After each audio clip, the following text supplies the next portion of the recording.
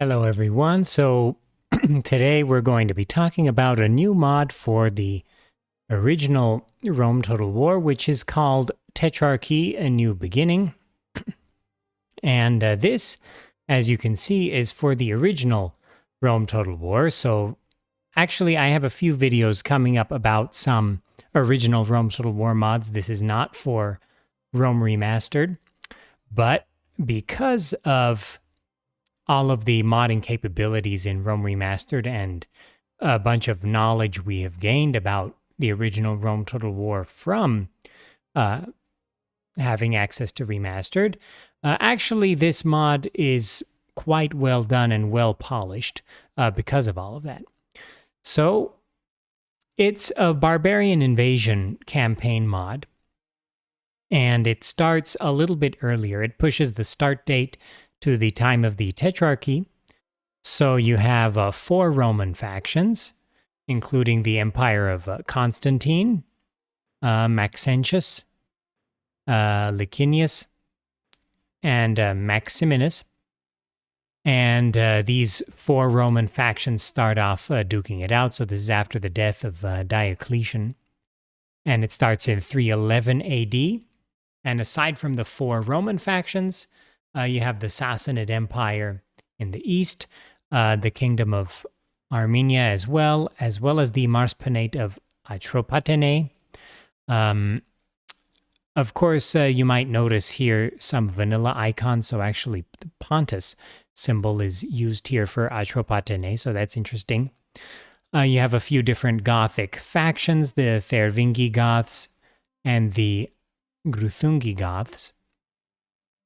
You also have the Franks, the Saxons up in Denmark, the Alemanni, and then the Quadi, the Burgundians who start, this is quite early for them, so they start way up north prior to their migration. You have the Celtic tribes in Ireland and Scotland, and then the Vandals who start off in the Poland, and then the Slavic tribes, the Alans, the Arab kingdoms, as well as the Huns, who start off in the steppe north of the Caspian Sea at the start of this campaign. So let's get into the campaign map, and I will show you some quite cool things about this mod. Okay, so here we are in the campaign map, and as you can see, this mod, just like Barbarian Invasion, utilizes the religion mechanic. And you have paganism, you have Christianity, and Zoroastrianism. So here we are in the campaign as the Quadi, the Marcomanni, Germanic tribes. And as you can see, most of the units here are pretty much vanilla style units. So a lot of the units are in fact from vanilla. So I'll show a little more of the campaign here and show off some of those aspects. But aside from that, you can see that the buildings are also pretty vanilla. It's a vanilla style campaign. It is sort of, you could say, inspired by mods like Barbarian Empires, where Rome Total War was designed with its AI in mind. So the AI I found usually in vanilla performs a little better than in, heavy modifications.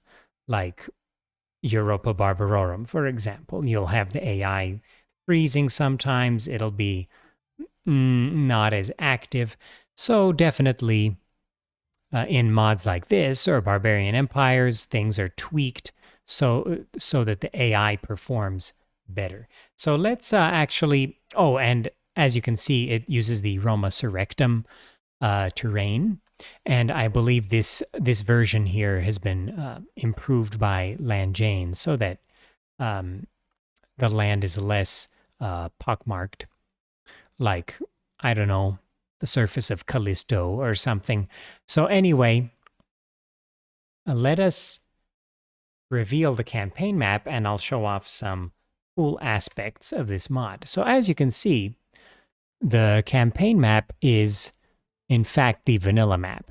And I think the vanilla map with the Roma Surrectum environments looks quite cool. It's definitely different.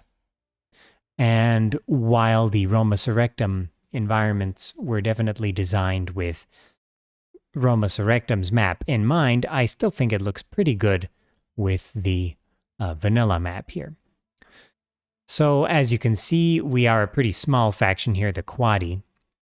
And another thing I want you to note about this mod is that while it is in the vanilla style, the mod maker, in fact, did want to have a sort of Europa Barbarorum-esque atmosphere in terms of having the native language present for each faction. So we have the Quadian Kuning Sunus, so the son of the king, if you can, I mean, it's pretty similar to English.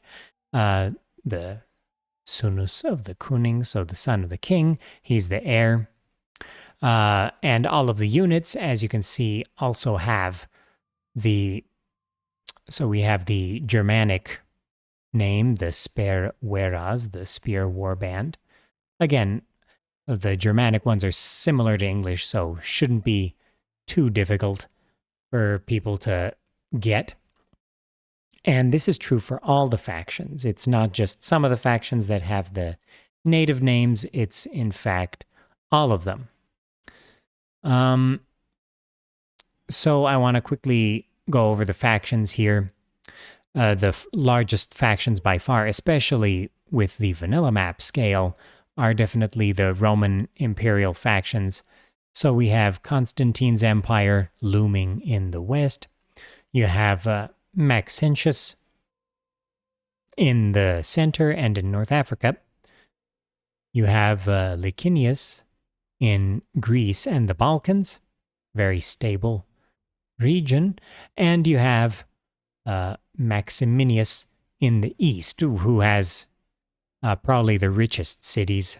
So the most, he'll probably be the toughest to take down if you're Constantine. He'll also have the most time to build up. And because of the vanilla scale, I think it actually works well for this civil war scenario.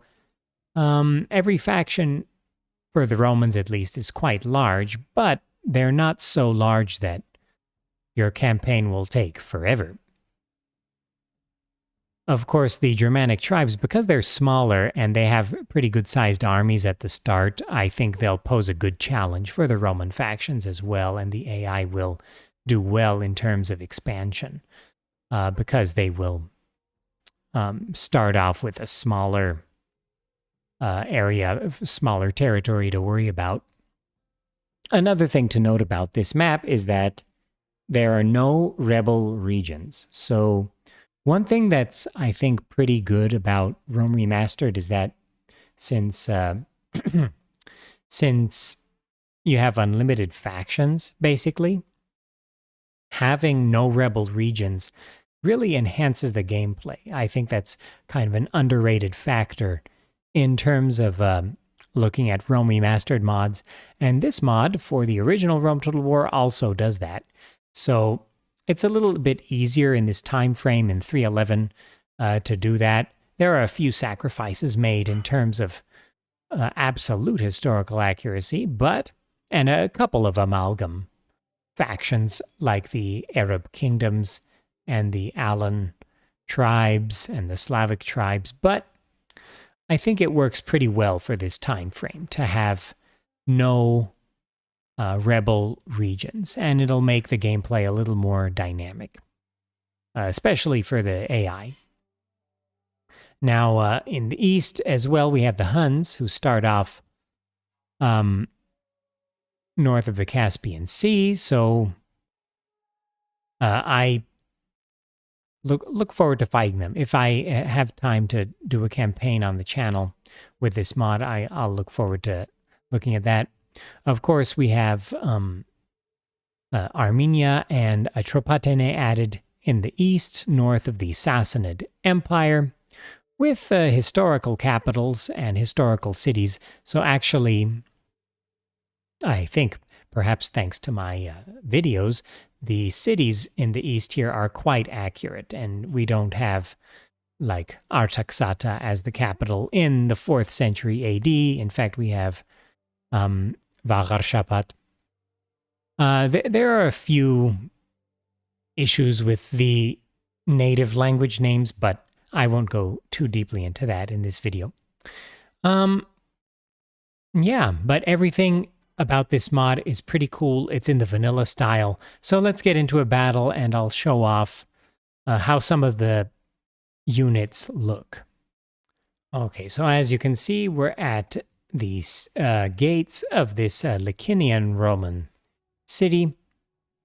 And we have our vanilla style